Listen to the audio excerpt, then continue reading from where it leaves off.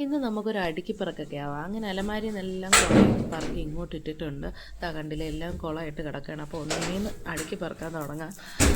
കുറേ നാളായിട്ട് വിചാരിക്കുന്നു, പക്ഷേ മനസ്സത്ര ഓക്കെ അല്ലാത്തതുകൊണ്ട് ഒന്നും ചെയ്യാൻ പറ്റിയില്ല.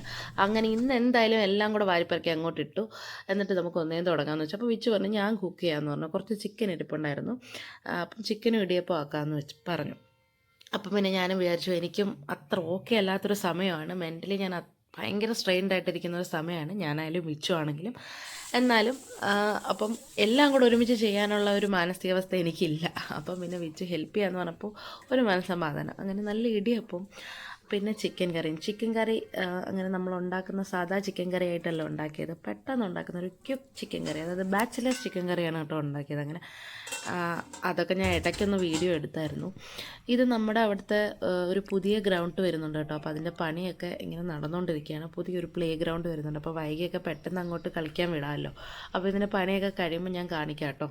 അതൊക്കെ കഴിഞ്ഞപ്പോഴത്തേക്ക് വിച്ചുവിന് ആരുടെയോ ഒരു പോസ്റ്റിംഗ് ഔട്ട് പാർട്ടി എന്തോ ഉണ്ടായിരുന്നു. അങ്ങനെ വിച്ചു അങ്ങനെ പോസ്റ്റിംഗ് ഔട്ട് പാർട്ടിക്ക് പോയി. പിന്നെ ഞങ്ങളിങ്ങനെ കുറേ നേരം കിടന്നുറങ്ങി. സത്യം പറഞ്ഞാൽ നല്ലപോലെ കിടന്നുറങ്ങി. കുറച്ച് ദിവസമായിട്ട് ഉറക്കമില്ലായിരുന്നു കേട്ടോ. അങ്ങനെ കിടന്നുറങ്ങി.